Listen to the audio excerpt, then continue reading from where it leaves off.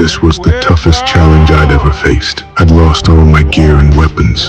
On this death planet, I had to use whatever I could find to craft new weapons and equipment. My mission was to rescue my trapped comrades from a fully armed android army. When everything was ready, I spotted the little creature crouched by the beast's tracks, looking heartbroken. That's when it hit me it was the beast's offspring. That's why the beast had spared me. The little one accepted me. Following their custom, I spat toward it, welcoming my new companion. I entered the med bay and cleared the debris pinning Shia's legs. I planned to use the severed legs auto-navigation to locate the enemy base. The guard didn't stand a chance. The spray serpent's corrosive venom took him out instantly. As a reward, I fed the living shoulder cannon a bee.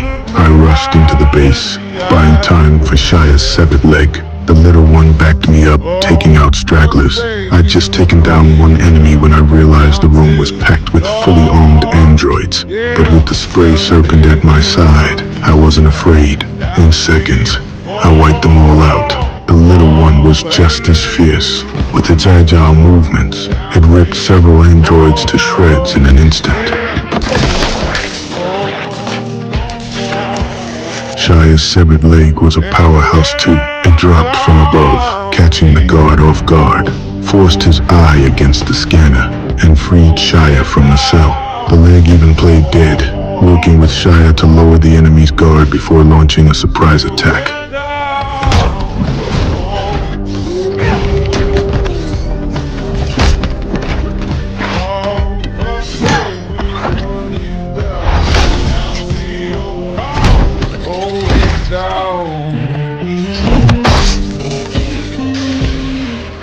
Good job. Meanwhile, the base commander Tessa was preparing to send the beast back to Earth. She wanted to use the healing factor in its body to benefit humanity. When the system asked about us, she lied and said we were dead. But by then, the three of us had regrouped. We split up Shia, and the little one went to save the beast, while I went after Tessa. The moment Tessa captured the beast, she became the apex predator on this planet. Only by killing Tessa with my own hands could I complete the hunt. I triggered the alarm to draw Tessa out. You have 20 minutes to initiate launch. Let's go hunt. When the android army found me, I was sitting alone on the ground, completely calm. I'd already turned this area into a death trap. The moment the androids walked in, the spray serpent activated, and the explosive bugs on the pillars detonated.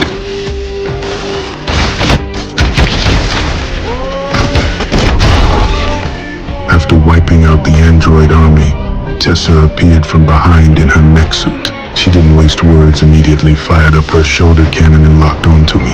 In that critical moment, the spray serpent sacrificed itself to save me, buying me a chance to survive.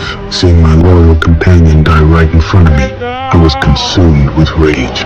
I swung my rope and charged in to fight back, but Tessa wouldn't let me get close. She unleashed a barrage of advanced weapons. Despite my strength, I was still flesh and blood, and I quickly fell behind. I could only take cover near the containers, trying to find a way into the cockpit, but Tessa quickly activated the reinforced glass, sealing herself off from me. Hi, Jack. How does it feel to be hunted?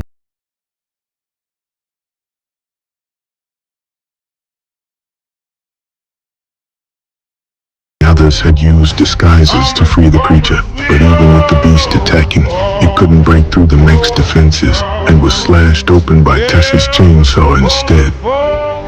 In that critical moment, I damaged the mech's power system, slowing down the gears. Tessa immediately activated her cryo grenade, trying to capture the beast again, but with my help, she couldn't gain the upper hand.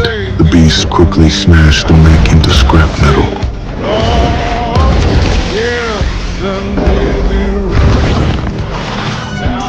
Tessa tried to fire up her shoulder cannon for one last stand, but the beast swallowed her whole.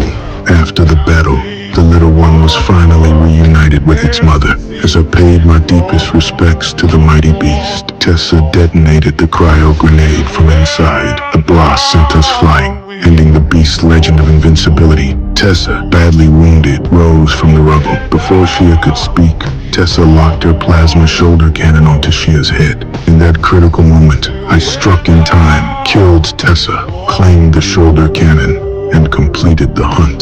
Deck of the Yautja. You're lying. But in my heart, I still wasn't a true Yautja warrior. Only by returning to the clan to kill my father and avenge my brother could I accept this honor with a clear conscience.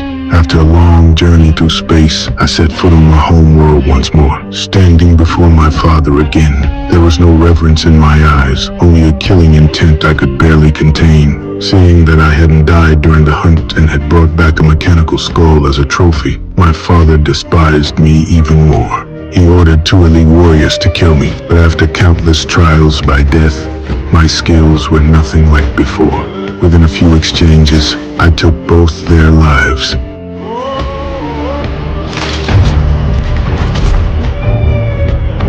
My father had no choice but to face me himself, but he quickly realized I was fighting harder with every blow, holding my ground completely. To gain the advantage, my father activated his cloaking device and charged at me. But I was ready. I fired up the ship's engines to kick up dust, using the swirling sand to track his position.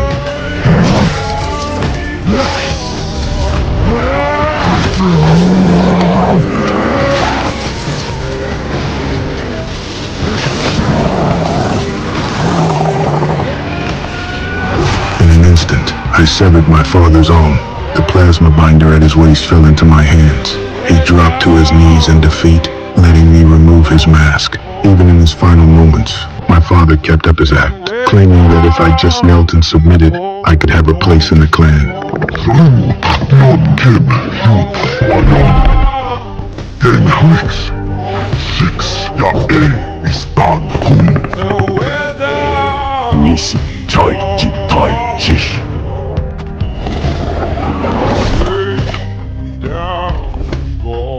I had my revenge, earned my father's cloaking device through my own strength, and became a true Yautja warrior.